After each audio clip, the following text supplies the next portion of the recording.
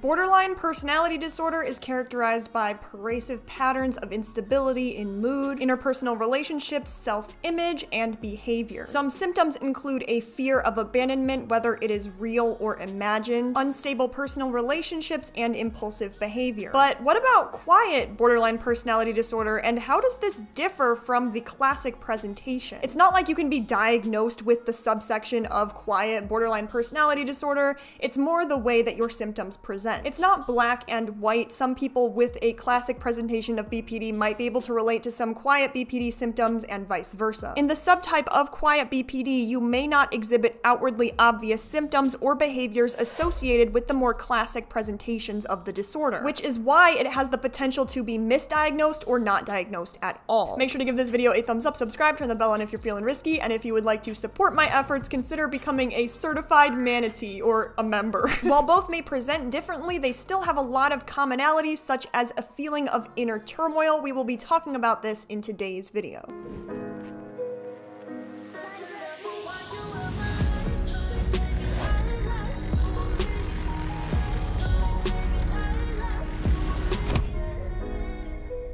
A person with classic symptoms of BPD might have overt symptoms such as impulsivity, mood swings, difficulty in relationships, while people with quiet BPD might have a tendency to internalize these feelings more. You might show fewer external signs of distress. You might appear as more reserved or introverted, but you still experience the same intense emotion and fear of abandonment that is a characteristic of BPD. With classic BPD, you might externalize your struggles and emotions. You might express your emotions in ways that are outwardly visible, such as through anger outbursts or impulsive actions. While in quiet BPD, you might internalize emotions and struggles, keeping this emotional turmoil hidden from others, often suffering in silence. You might struggle with feelings of emptiness, worthlessness, or fear of abandonment internally, without necessarily expressing these feelings outwards. Disclaimer, this video is not intended for self-diagnosis. It can present similar symptoms to other diagnoses. If you can relate to the struggles presented in this video, I strongly suggest seeking the help of a qualified professional. Not every single person, but with classic BPD, you might have a hard time controlling anger outbursts. These outbursts might be intense, unpredictable, and sometimes directed at others or oneself. Although these might be some symptoms before you seek the help of therapy, so if you know a person with BPD, they might not have all of these symptoms. In quiet BPD, you may struggle with anger as well, but you have a tendency to internalize it on yourself. You might have self-blame, resentment, and self-directed anger.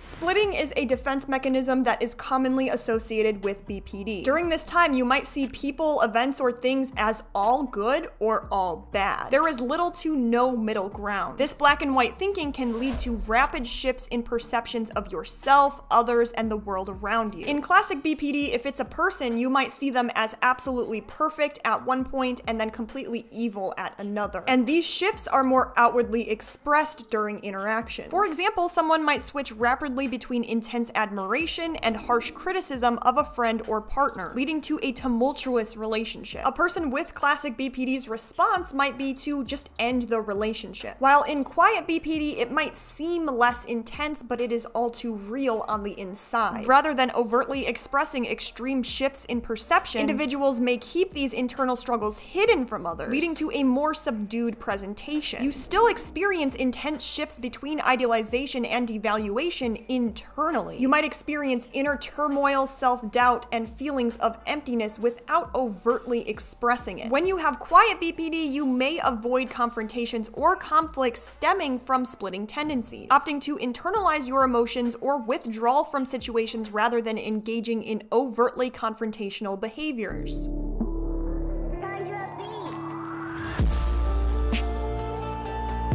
In classic BPD, you might externalize your distress. Coping mechanisms may involve impulsive behaviors, SH, substance abuse, or other risky actions. Coping mechanisms for quiet BPD might include self-isolation, withdrawal, or engaging in obsessive thoughts or rumination. Although I will say, with my own research and experience with people with BPD, they might not present every single one of these symptoms. You might engage in actions without fully considering the long-term consequences. You might even engage in relationships that are harmful or unstable. These behaviors may serve as a maladaptive attempt to regulate emotions or cope with feelings of emptiness or distress. While in quiet BPD, you might be more inclined to internalize these struggles, keeping your struggles hidden from others. You may turn inward to cope with emotional distress rather than seeking external validation or support. You might avoid or withdraw from situations that you see as stressful. You might withdraw from others emotionally to avoid confrontation and further distress. In quiet BPD, you might have rumination and obsessive thoughts, becoming fixated on perceived failures or shortcomings. This pattern of rumination and obsessive thoughts can contribute to feelings of self-doubt and exasperate emotional distress. In classic BPD, external coping mechanisms may interfere with daily functioning and lead to difficulties in maintaining stable relationships, employment, or academic performance. The reliance on impulsive behaviors can contribute to chaotic lifestyles and a sense of instability. While people with quiet BPD might seem stable on the surface, but they are still struggling with underlying emotional turmoil and self-doubt.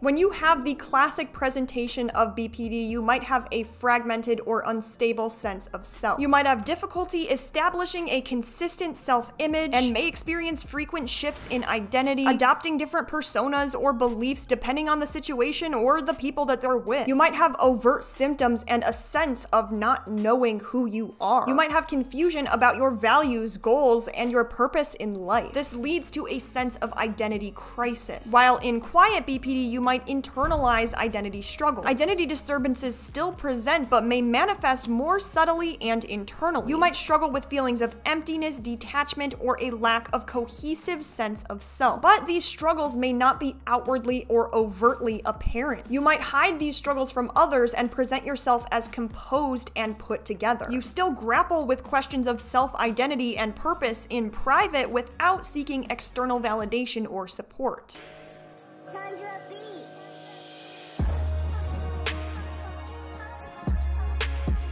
Every single person with BPD will experience anger differently. In classic BPD, you might have sudden and unpredictable outbursts, often triggered by perceived threats to their self-esteem, fear of abandonment, or feelings of rejection. These reactions occur without much consideration to the outcome. Anger episodes in classic BPD can be intense and prolonged, lasting for hours or even days. You might struggle to calm down or regulate your emotions during these episodes, leading to further escalation and conflict. But in quiet BPD, you might internalize or suppress this anger. You might struggle to acknowledge or confront your feelings of anger. Fear that expressing it will lead to rejection or abandonment by others. You might even engage in passive-aggressive behavior such as the silent treatment, sarcasm, or withdrawal. Rather than openly confronting the source to their anger, you might exhibit subtle signs of resentment and hostility. You might turn inwards, experiencing feelings of guilt, self-blame, or unworthiness. You might be ashamed of your anger and believe that you are inherently flawed for feeling these emotions.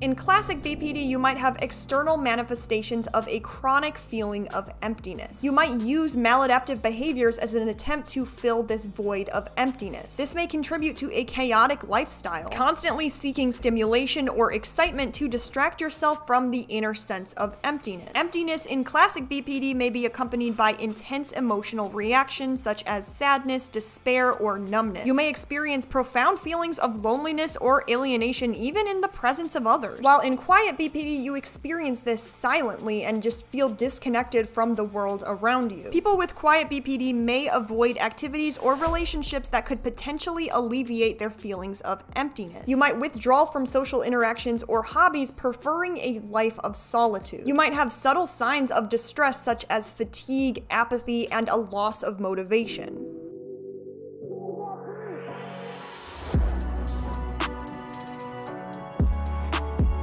In classic BPD, you might have intense and turbulent relationships. They might idolize someone that they perceive as meeting their needs and devalue them when they feel abandonment or disappointed. You might have clingy or dependent behavior using impulsive actions to maintain the relationship. While in quiet BPD, you may struggle to form and maintain close relationships due to your fear of rejection and abandonment. You might avoid getting too close to others to prevent potential hurt or disappointment, leading to social isolation or a preference for superficial connection. You might have difficulty trusting others and are hesitant to open up about your feelings. You fear that opening up about your vulnerability might lead to rejection from others, so you keep up these emotional walls and use guarded behavior. You might prefer to keep others at arm's length to protect yourself from potential hurt. Internalized blame may result in difficulties forming and maintaining relationships due to feelings of inadequacy and unworthiness.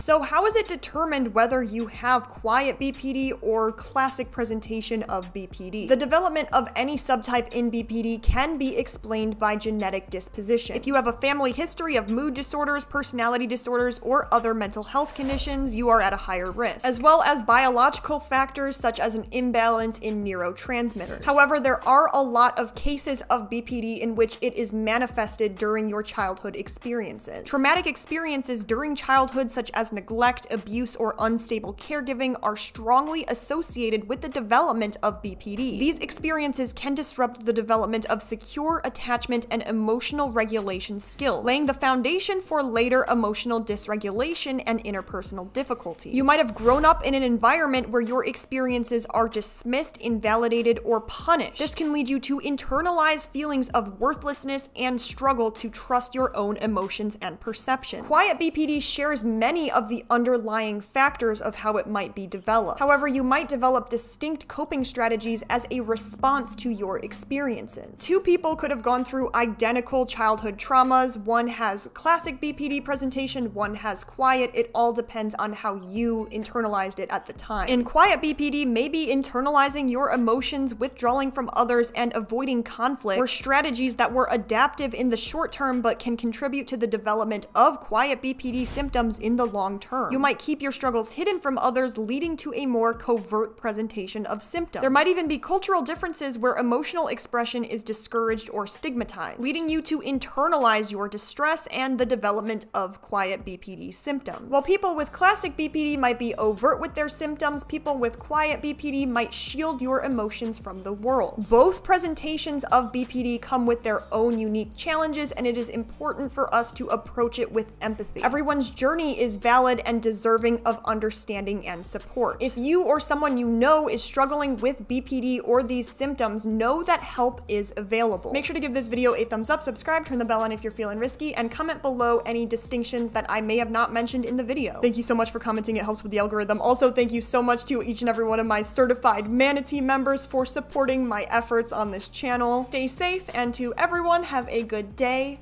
night, whatever the case may be, and peace out.